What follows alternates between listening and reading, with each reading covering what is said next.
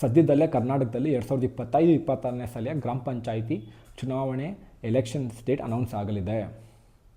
ಕಳೆದ 40-50 ವರ್ಷದಿಂದ ರಾಜಕೀಯ ಮಾಡಿಕೊಂಡು ನಮ್ಮ ಗ್ರಾಮ ಪಂಚಾಯಿತಿ, ನಮ್ಮ ಗ್ರಾಮಗಳ ಹೆಸರು ಹೇಳಿಕೊಂಡು, ಈ ಸ್ಥಳೀಯ ಶಾಸಕರ ಜೊತೆ ಉತ್ತಮ ಒಡನಾಟ ಇಟ್ಕೊಂಡು, ನಮ್ಮ ಊರ ಹೆಸರು ಹೇಳಿಕೊಂಡು, ಈ ಲೂಟಿಕೋರರ ವಿರುದ್ಧ ನಮ್ಮ ಯುವಕರು ಇವತ್ತು ಸಿಡಿದೇಳಬೇಕು. ಇದು ಕೇವಲ ನಮ್ಮ ಗ್ರಾಮ ಪಂಚಾಯಿತಿಗಲ್ಲ ಅಥವಾ ಒಂದು ಸಿಟಿಗಲ್ಲ, ಅಕ್ರಾಸ್ ಕರ್ನಾಟಕದ ಪ್ರತಿ ಗ್ರಾಮಗಳಲ್ಲಿ ಯುವಕರು ಇವತ್ತು ಮುಂದೆ ಬಂದು ಎಲೆಕ್ಷನ್ ಕಂಟೆಸ್ಟ್ ಮಾಡಬೇಕು. ರಾಜಕೀಯದಲ್ಲಿ ಬದಲಾವಣೆ ತರಬೇಕು. ಈ 40-50 ವರ್ಷ ಮೇಲ್ಪಟ್ಟ ವಯಸ್ಕರು ಇವತ್ತು ಬಂದು ಎಲೆಕ್ಷನ್ಗೆ ನಿಂತ್ಕೊತಾರೆ. ಜಾಸ್ತಿ ಅವರೇ ನಿಂತ್ಕೊತಾರೆ. ಅಂಥವ್ರನ್ನ ಗೆಲ್ಲಿಸಬೇಡಿ. ಅಂಥವ್ರ ವಿರುದ್ಧ ನಮ್ಮ ಯುವಕರು ಕಂಟೆಸ್ಟ್ ಮಾಡಿ. ಎಲ್ಲ ಯುವಕರು ಇವತ್ತು ಎಜುಕೇಟೆಡ್ಗಳಾಗಿದ್ದೀರಾ, ಇಂಜಿನಿಯರಿಂಗ್ ಮಾಡಿದ್ದೀರಾ, ಒಂದು ಡಿಗ್ರಿ ಮಾಡ್ಕೊಂಡಿದ್ದೀರಾ, ಒಂದು ಡಿಪ್ಲೊಮಾ ಮಾಡ್ಕೊಂಡಿದ್ದೀರಾ, ನೀವೆಲ್ಲ ವಿದ್ಯಾವಂತರು. ಈ ಅಯೋಗ್ಯರ ವಿರುದ್ಧ, ಈ ಮುಟ್ಟಾಳರ ವಿರುದ್ಧ, ಈ ಅವಿದ್ಯಾವಂತರ ವಿರುದ್ಧ ಇವತ್ತು ಯುವಕರು ಎಲೆಕ್ಷನಲ್ಲಿ ಕಂಟೆಸ್ಟ್ ಮಾಡಿ. ಯುವಕರು ಗ್ರಾಮಗಳಲ್ಲಿ ವ್ಯವಸಾಯ ಮಾಡ್ಕೊಂಡಿರೋ ಯುವಕರು ಎಲೆಕ್ಷನಲ್ಲಿ ಕಂಟೆಸ್ಟ್ ಮಾಡಿ. ಧೈರ್ಯವಾಗಿ PDOಗಳನ್ನ ಪ್ರಶ್ನಿಸಿ, ಧೈರ್ಯವಾಗಿ ಪಂಚಾಯಿತಿ ಮೆಂಬರ್ಗಳನ್ನ, ಸದಸ್ಯರನ್ನ, ಪ್ರೆಸಿಡೆಂಟ್ಗಳನ್ನ ಪ್ರಶ್ನಿಸಿ. ಏನಕ್ಕಂದರೆ ಇವತ್ತು ಒಂದು ಗ್ರಾಮ ಪಂಚಾಯಿತಿ ಉದ್ಧಾರ ಆದರೆ ಮಾತ್ರ ನಮ್ಮ ದೇಶ ಉದ್ಧಾರ ಆಗೋಕ್ಕೆ ಸಾಧ್ಯ.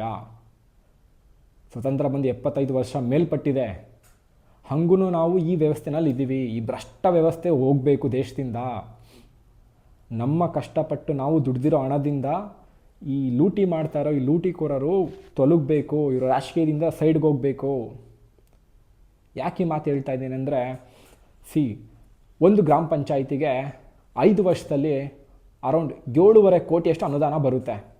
ಎಷ್ಟು? 7.5 ಕೋಟಿ ಅಷ್ಟು ಅನುದಾನ ಒಂದು ಗ್ರಾಮ ಪಂಚಾಯಿತಿಗೆ ಬಿಡುಗಡೆ ಆಗುತ್ತೆ ಮ್ಯಾಕ್ಸಿಮಮ್. ಅಂದರೆ ಇದನ್ನು ಯಾವುದ್ಯಾವುದಕ್ಕೆ ಉಪಯೋಗಿಸ್ಬೇಕು ಗೊತ್ತಾ? ಅಂದರೆ ಯಾವುದ್ಯಾವುದಕ್ಕೋಸ್ಕರ ಈ ಅನುದಾನ ಬಿಡುಗಡೆ ಮಾಡ್ತಾರೆ ಅಂದರೆ, ನಿಮ್ಮ ಊರುಗಳಲ್ಲಿ ವಸತಿ, ನಿಮ್ಮ ಊರಿನ ರಸ್ತೆ, ನಿಮ್ಮ ಊರಿನ ಚರಂಡಿ, ನಿಮ್ಮ ಊರಿನ ಕೆರೆಗಳ ಅಭಿವೃದ್ಧಿ, ನಿಮ್ಮ ಊರಿನ ಸ್ಮಶಾನದ ಅಭಿವೃದ್ಧಿ, ನಿಮ್ಮ ಊರಿನ ಬೀದಿ ದೀಪಗಳು, ಶುದ್ಧ ಕುಡಿಯುವ ನೀರು, ನಿಮ್ಮ ಊರಿನ ಶೌಚಾಲಯಗಳು, ನಿಮ್ಮ ಊರಿನ ಮೈದಾನ, ನಿಮ್ಮ ಊರಿನ ಲೈಬ್ರರಿ, ಸ್ಕಿಲ್ ಡೆವಲಪ್ಮೆಂಟ್ ಮಾಡಬೇಕು ಅನ್ನೋದಕ್ಕೂ ಒಂದು ಕೌಶಲ್ಯ ಅಭಿವೃದ್ಧಿ ಕೇಂದ್ರ, ಅದಕ್ಕೂ ದುಡ್ಡಿರುತ್ತೆ.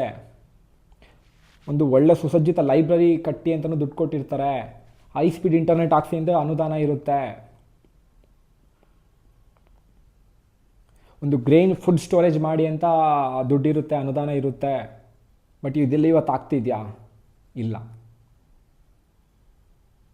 ಯಾಕೆ ಅಂದರೆ ಈ PDOಗಳು, ಈ ಮೆಂಬರ್ಗಳು, ಈ ಪಂಚಾಯಿತಿ